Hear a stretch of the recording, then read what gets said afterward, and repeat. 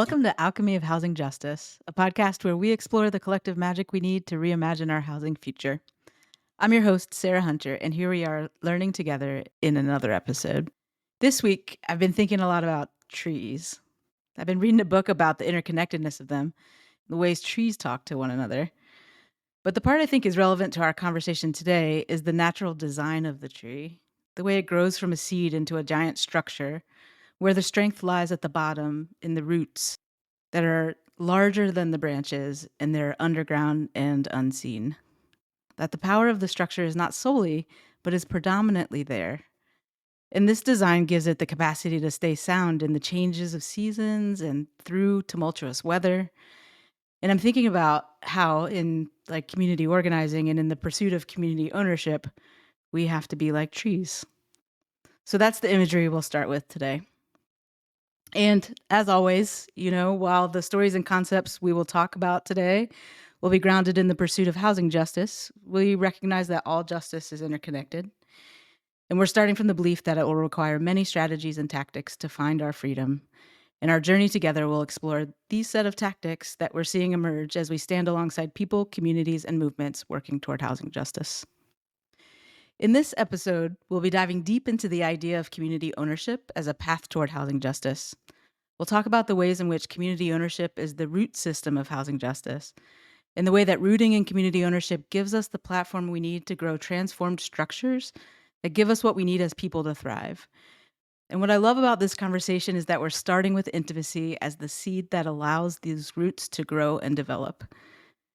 The idea about community ownership doesn't come from us. Yes, we've experienced the power of community and of people coming together to make impact. But this idea of community ownership is actually one that comes from some municipal partnerships with communities that are focused actually on racial equity and environmental justice. The author of this work is Rosa Gonzalez, and her organization is called Facilitating Power. And the tools that have been developed that we sort of learn this language from were developed in partnership with Movement Strategy Center. The work there outlines a developmental spectrum of partnerships between public decision making and impacted people and communities. And it's a spectrum that on the one most sort of undeveloped side is like a one-way transmission of information from the system to the community. And then you have on the other side, which is like the most developed side, you have true democratic participation and equity, where people working within systems and with community members experiencing the systems are truly making decisions collaboratively. And when in doubt, the expertise of the community is deferred to in the end. And that, or like this deference to partnership with community, this way of sort of having community ownership is what I think a really close proximity to what we're imagining as justice. And then when I think about what it takes to get there, to community ownership, or like the idea of community ownership to be community owned in a process to have decisions made that way, I think of another organizer, Steve Williams, and he comes to my mind. His work called Demand Everything, he writes that, quote, transformative organizing is defined by its explicit intention to transform both the systems and the individuals engaged in those campaigns in an effort to win genuine liberation for all. And like that quote may actually sound like a familiar refrain from our first episode, if you remember, our conversation about Grace Lee Boggs, where we talked about transforming ourselves to transform the world. It's growing new roots, right? It's changing ourselves as actors in the process. It means I can't cling to the ways I've always thought things should be. I have to be open to new and different ideas and opinions and trust and believe that my way isn't always the way. And that's where intimacy comes in as an opening, a way to make relationships more meaningful and powerful. It gives us nourishment and the nourishment we need for these new roots to grow. So, for this episode, we're going to be talking about how intimacy in the service of community ownership is in the service of housing justice. In this episode, I have the great pleasure of being joined by the one and only Whimzi Ha.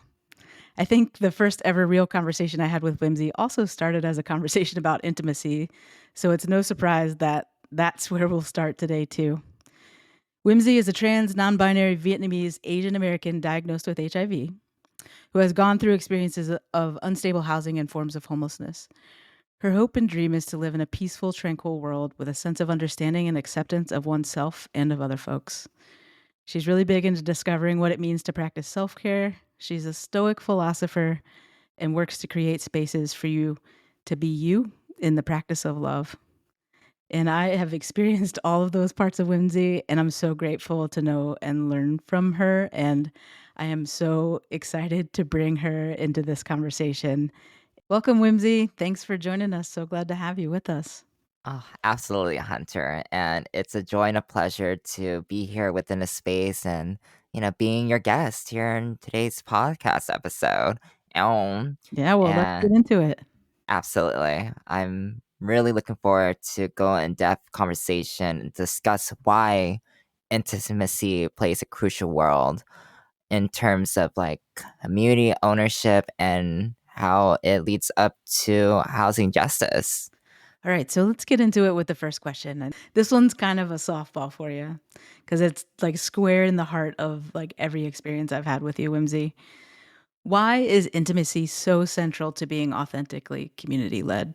Well, that's a great starter question, Hunter. And to answer that is that, intimacy is what helps cultivate deep, meaningful bonds and relationships, right? And intimacy is a lovely bridge and gateway to establish that rapport and healthy mutual relationships, right? And, it all starts with ourselves as individuals, right? What it means to be authentic and cultivating that sense of intimacy, right? So, the way I see intimacy is that it's built up into various building blocks to create and establish intimacy.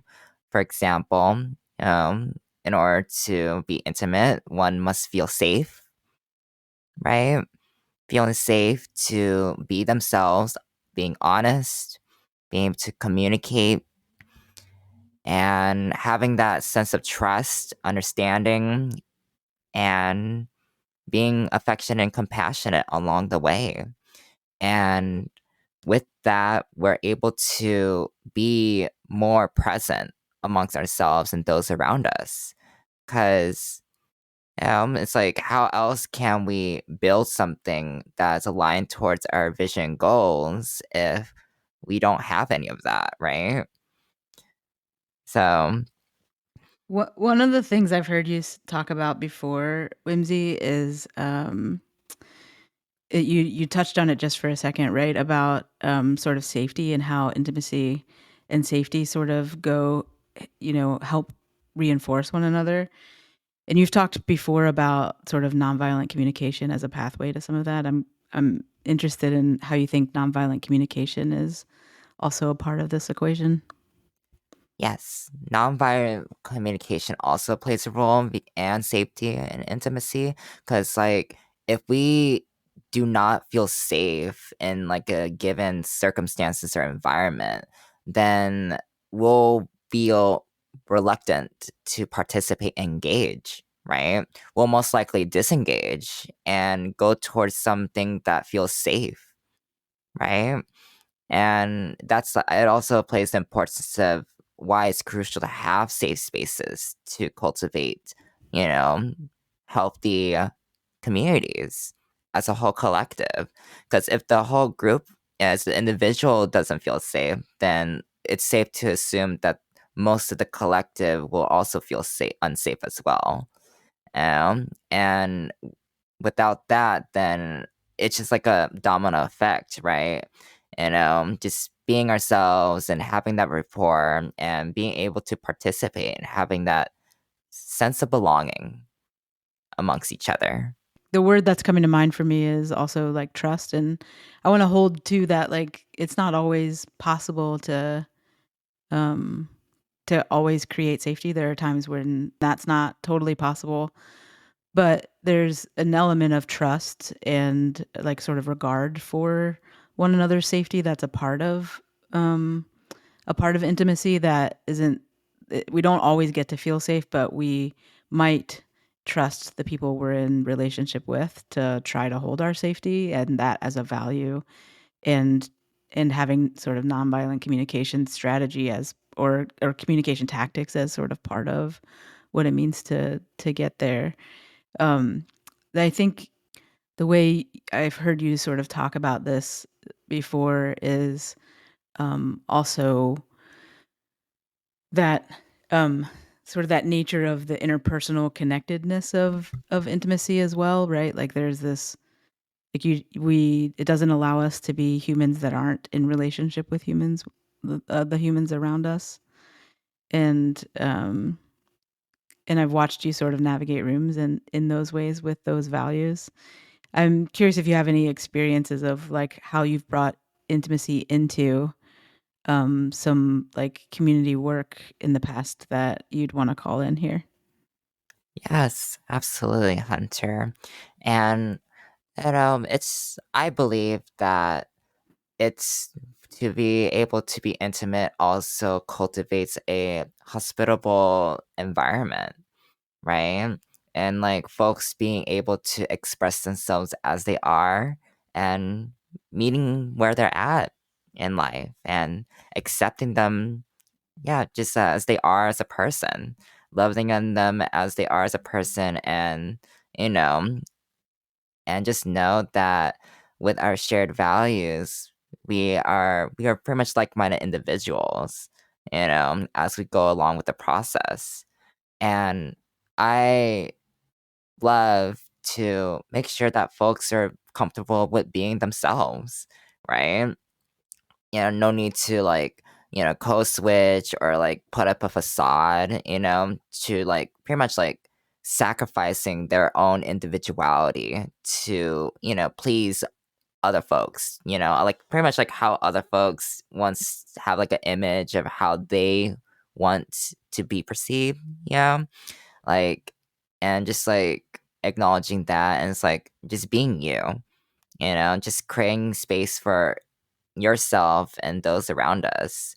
And I cherish that because as a transgender person, it's just, it just plays a crucial role of just what it means to be authentically you, and just acknowledging that that is more than enough, and just being, and if other folks say otherwise, well, I guess they don't deserve your goodness, right? Because like Mm. in a way, like Mm-hmm. when it comes to, let's say, because in a nutshell, like as human beings, we yearn to feel a sense of belonging, acceptance, right? And it also establishes and create gateway opportunities to what it means to establish that sense of self, that self-esteem, and being comfortable within our own shoes, regardless how other folks may perceive us, whether it be good or bad, it's hard to say.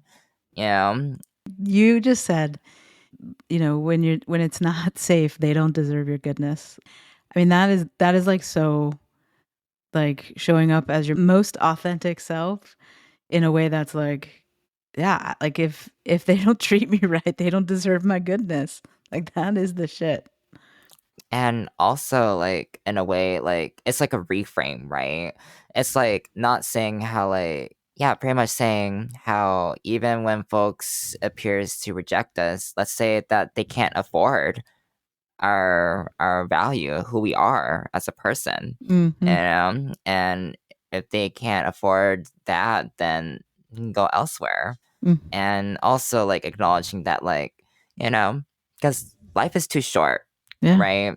And it's too short to sacrifice our sense of self to please other folks, because I believe that whole purpose of living our lives is to find out who we are and being just freely embracing our truths.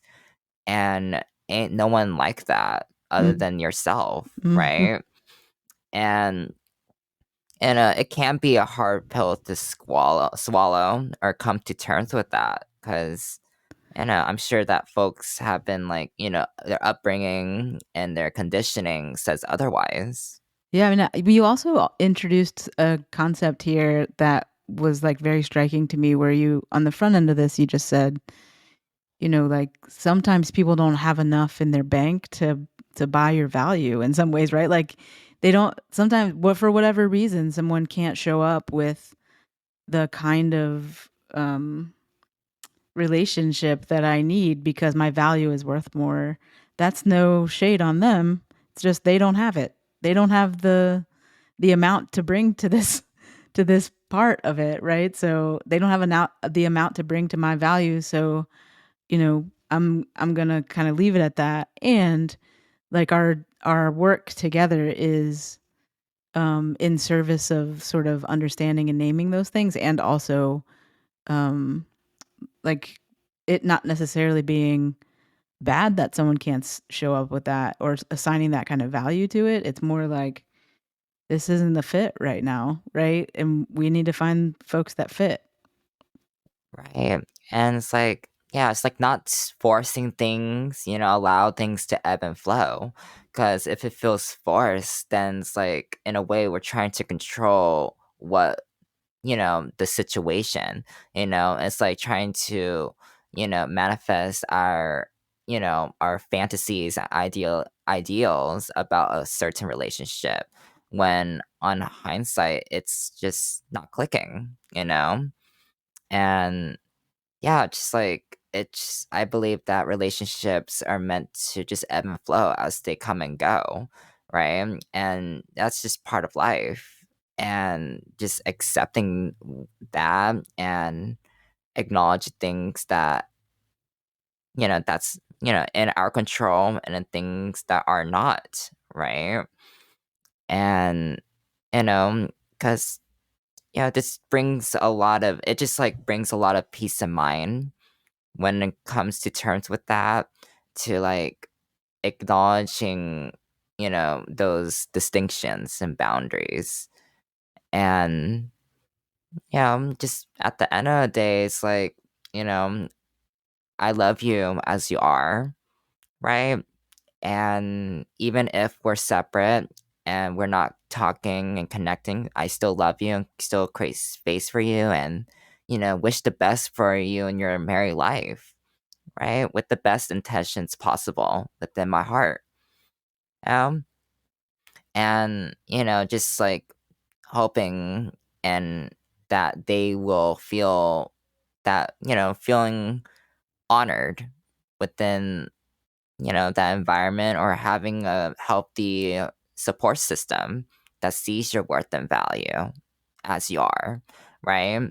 And yeah, just accepting all the goodness, as like the good or bad, you know, accepting all of it because it's part of our humanity. And this part, right? Like this way of sort of showing up in relationship to one another and thinking about how we're in relationship to one another. It's the part that makes things like principled struggle possible, right? It's the part that makes things like having conflict over ideas about like what what we should or shouldn't be doing together as sort of the sort of work boulder we're trying to push up the hill.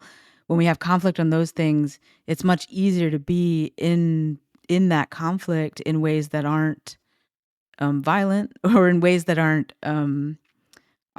like that in ways that are getting us to a solution through that conflict as opposed to pushing us to our edges. And the way that happens is in the way that you're talking about, right? It's like not actually about a knowledge of a topic. It's actually about having the ability to be in relationship with one another in ways that I can respect your full humanity and also disagree. Exactly. And disagreements are healthy. It's a part of our growth and, like I said, our humanity, right? It's not like we can agree on everything. In an ideal world, yes. And at the same time, that's not reality. Because, imperfection is reality, while perfection is a myth. And boom. So we're gonna pivot a little bit and pivot to a conversation about how intimacy really plays into community and groups. So the first part of the question here is, what does it look like or what does it feel like when groups or communities are actually and authentically holding intimacy in the ways we've just talked about as sort of a community value? And then what does it mean for how we show up to work, like quote unquote work, differently to drive towards being community owned? What are your thoughts on those things? Oh, that's a wonderful question, Hunter. And what it means to show up ourselves and practice intimacy, from an individual level to a group level is, it's transferable, right? As like, having cultivated that hospitable environment where folks feel like they could just be their authentic selves and to be able to participate and engage into whatever activities that we get to do, right? And it's like, being a part of a community owned environment or community is that where folks feel heard and seen, right? To acknowledge their being and their existence and be like, hey, like, thank you for being who you are and showing up to the space, right? And cultivating, sharing that moment and experience together because ain't like no other, right? And it's like coming to like, perspective and hindsight. It's like, what are the odds to be able to be together within the same room or space and doing the things that we get to do as a community? Out of all the billion folks out there in the world, it's like, whoa, what are the odds, the chances? And it just, acknowledging that and just bring in more in-depth appreciation and gratitude for this moment that we get to share, right? And yeah. The the shared experience part of it totally resonates for me of that, almost in the way that you think about sort of shared experience as family, like or like a family has shared experience, right? And thinking about community work and group work as family or as people that you're intimate, like you care about in ways that allow you to have different kinds of conversations together or that that are like, no matter what, I'm by your side kind of a thing, right?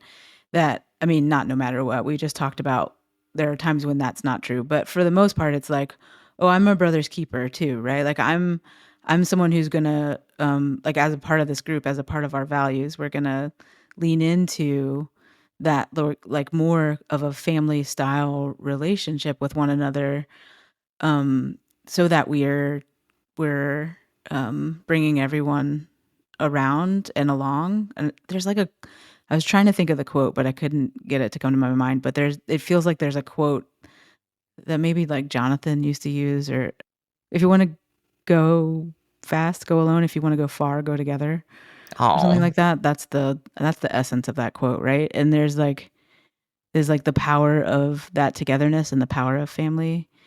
And that quote actually reminds me of the concept of pace and how important it is to, my experience a lot of like professionalized settings. And you and we like joked about this at the beginning of this like conversation before we ever started recording, right? Which is that like sometimes we're back to back and stuff and we go so fast because the things are so urgent or important, and we don't pace ourselves in ways that actually give us the ability to hold that intimacy. And the things that get lost are somatic, right? Like in our bodies, in our breathing, in our ability to actually hold space with one another. Um, and those feel to me like also the parts of what it looks and feels like as a community value to hold intimacy as a group. Do any of those parts spark anything for you, Whimsy? they sure did, Hunter. And, I love how you touch base upon that. And the first thing that popped into my mind is, the importance of incorporating mindfulness activities into the group, right? Mindfulness, as in what that means for me, is to be present at this given moment and embracing as it is and being openly willing enough to accept things as they are, as they come and arise within our lives. And what it means to take a moment for ourselves to take a breather, process, and to respond, right? And with that, it becomes more intentional into the things that we get to do within our lives, whatever that may be, right? And that's why I enjoy breathing exercises or meditation because, you know, for the most part, it doesn't take that much to meditate, right? To breathe, which is a blessing. Over here, like, it's a blessing to breathe to begin with because we don't know when we're gonna have our last breath, right? Oh Truth. gosh. Truth. Yeah. Yeah. I mean, you're talking about it in terms of mindfulness and in meditating, and you know, another word for that is grounding, right? Another word for that is being grounded and feeling grounded. Um, and I just calling in sort of the analogy at the top of this podcast too of what it means to be rooted and to feel rooted and to have roots that are the thing that keeps us safe in the storm, or the thing that keeps us able to sort of weather the seasons, change seasons, like all of that, right? That mindfulness and meditation and groundedness are parts of how we do that, and we have to do that in community in addition to doing that as individuals if we're going to stay rooted. And I love how you are bringing back the tree analogy, Hunter, because I see as the roots as the community, right? And Mhm. nurturing that and cultivating those roots, and just know that it's innate, right? It's even if, let's say, we're going through like a rough time, let's say a storm, it too shall pass because we're in it together, and being having that sense of grounding will be able to build upon that trust and resilience. Mhm. Mhm. Um, Yep. and yeah, it's just like we're here together. We have each other's backs, and if like, and we could just learn with each other and amongst one another and grow. You know, Mhm.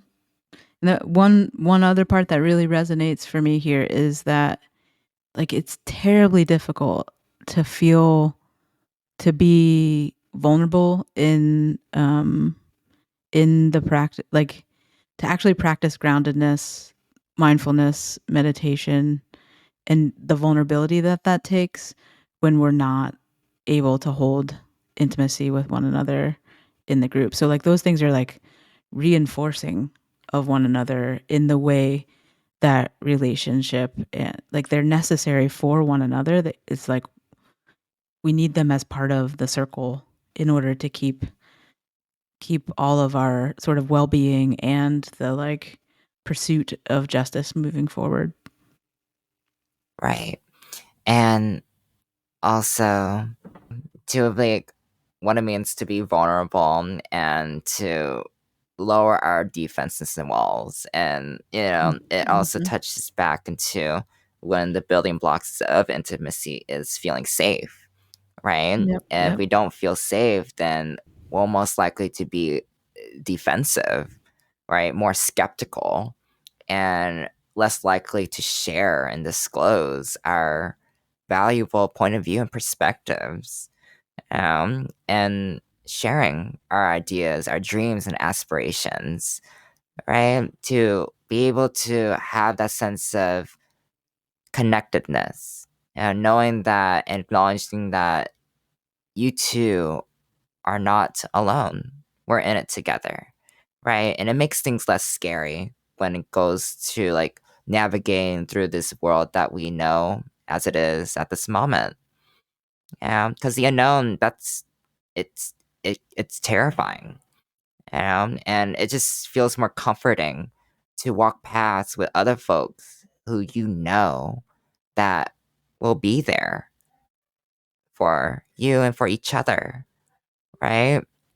Yeah, I mean, back to that quote, right? If you want to go fast, go alone. And if you want to go far, go together, right? Like it feels so like it feels like that's all tied up together. All right. So now, right, here we are making the translation from intimacy into being community owned and community led and on the way to housing justice. So this last question really is um how does all of this invoking intimacy in community process on the way to being community led liberate our housing policy and programs or lead us to housing justice specifically? What does it have to do with housing? Let's tie it in there and into housing policy and housing justice. Yes. Um, we going to it, y'all. Okay. And how intimacy plays a major role in aspects when it comes to practicing and establishing housing justice as a whole is that it takes a whole village to make systematic changes, right? And as a whole collective, we're able to ruffle the feathers and reestablish and rebuild these new policies that are in favor of equitable housing opportunities because it's a damn birthright. Right, period. Mm. Mhm. And yeah, it takes a whole village to make those major strides and to make a mark, a legacy, and those achievements, accolades, and accomplishments as together as a whole, like pretty much like imagine like yeah, like a whole crew of like a ship sailing to our destination. And with that, it just sparks, it's like a chain, like a domino effect, right? And just like leading by example and demonstrating and just being that. Mhm. And it just shows that, like, to other folks out there, that it is a possibility. It is and can be our reality that we get to share and create and establish, right? 'Cause, like, that's how I believe that, like, with these shared values, it just brings people and folks together Yep. to, changing laws and policies, that are aligned with our values and our self-interest. Self-interest in terms of things that are beneficial for us in the long term without exploiting or trampling other folks along the way. Yeah. Um, I mean, I think about the way I've gotten to know you, Whimsy, is through work together in LA around this question of like what does housing justice for young people look like in Los Angeles. And there are very few conversations that we have that are like directly about housing.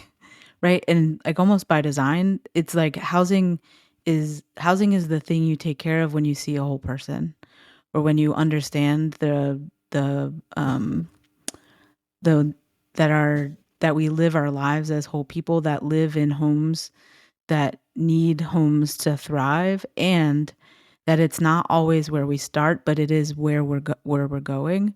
And you, along with the other sort of members of the youth cohort and just sort of the members of the community that have been jogging jogging toward having like a youth ownership in this space in LA, what's super striking to me is that exactly what you were just saying is like there it doesn't those conversations are rarely specifically about how you provide a homeless service, right? That gets like engaged in some way or some level, but and that's of course important and a part of what it is that we're talking about. But the only way we get to really transform how those things happen is if we're in this relationship with one another in ways that hold these very complex aspects of ourselves and the ways we make decisions to be able to make decisions about those things differently. Does that track? Yes, it does track, Hunter. And and just having that and cultivating those relationships, because that's how it all begins, is with each other, you know? And cultivating, creating, and establishing that culture where it embraces all folks' perspectives and viewpoints, especially young folks, right? Because they're going through the meat of it, right? Mhm. And it's like being heavily impacted, and it's pretty much young folks is our pretty much like a representation of hope Mhm. in our lives and Mhm. future generations of our future. There Mm. are building blocks, right? Because Yes. without young people, then, how can we prepare and set them up for success, their version of success, if we don't establish and meet where they're at to get their needs met, you know? And it's just like, all sorts of opportunities, I believe, will be missed out, because let's say like a person, has all these brilliant life-changing ideas and, their talents, whatever crafts they are naturally just innate to them. And they aren't able to tap into that because they are lacking housing services, right? Because Mhm. like, yeah, they're pretty much in survival mode, and that's the goal, is to have folks to be, you know, living life as it is and to thrive. Yeah. Yeah, I think about the what keeps coming to mind is like we get like people in professionalized settings in this work uh get really fixated on the what, like what's the solution? What is the thing we do? And I think what this conversation is sparking for me and like, throughout the whole time that we've talked today, is like is is we have to hold the relationship between the how with the what constantly. Like that thing, we can't trade one for the other. We can't say we know what to do, but we don't know how to do it. And the how we're talking about here is actually like community led, intimacy led work. We're like naming that thing as the value and the way. And we have to have tangible practice of like, what does that mean to get implemented um, in terms of what it is that we're trying to like literally change in our housing and homelessness systems, what we actually want to be different. And that the the real like the tension we experience all the time, and I think we'll start to experience much more in LA is um folks are like, yeah, yeah, yeah, but let's get to the stuff, right? And it's like, well, we are getting to the stuff. Actually, this is the stuff because it Yeah. allows us to show up differently to actually solve for the things. And young and you can't my experience is that like many adults in the context of adultism, many many white folks in the context of white supremacy, but other folks in the context of white dominant culture and white supremacy show up thinking, I already know all the things, we just have to do them. And I think what intimacy and community ownership gives a platform and a structure for is saying we don't actually all collectively know the thing. We have to dream it together, and dreaming it together isn't possible if we can't actually be our most vulnerable selves together. And to do that, we need to create this like version of intimacy. That part. Well, Whimsy, it's time to wrap up our conversation today. But um, as always, I think in every time that I get to hang out or chat with you, I feel like it just feels right. It just feels like we're doing something that is like meaningful and important to those, like to what you said is our valuable and limited breath, right? And so I just want to say very much that I appreciate you for the way that you show up every day, but also for lending your brilliance and wisdom and expertise to this conversation about intimacy and community ownership and housing justice. Thank you. It has been an honor and a pleasure to be a part of each other's experiences together. Mm, And it's just part of the new building blocks, of how to create change mm-hmm. is by trying and starting, right? And if we don't try, then how else can we know? And just by trying and having that, acknowledging that we do have this innate sense and quality of courage to help travel through the depths of the waters of the unknown, you know, and yeah, just like embracing and facing our fears together. And, having these talks and conversations also brings light to things, that aren't, you know, normally are talked about, right? It's like, yeah, just like revealing things that has been shoved underneath the rug, Mm-hmm. and it's like revealing it's like, hey, like it's been there this whole entire time. Like it appears to be hidden, but that's not the case in reality. And I appreciate you for the work that you get to do and that you're doing now, because I believe that it does have innate value in itself. And that's just more than enough, Mm. right? And, may there be many more opportunities like this to come, acknowledging the goodness that we have right now and being able to accept and receive the abundance that life has to offer for us onwards, moving forward Yes. within our lives. Thank you for your benediction. Here's to a year of abundance and calling in transformation. Okay, oh, it's the transformation pose. Okay. A very special thanks to producer Terrance Walker for the magnificent production of this episode and all the other episodes too. Thanks to the team of worker owners at the Housing Justice Collective, Rivianna, Niki, Josephine, Kevin. I can't imagine working through this work without you. And we would like to thank funders for housing opportunity and Ann Oliva, as always, for letting us experiment in the ways that might help move us collectively toward transformation.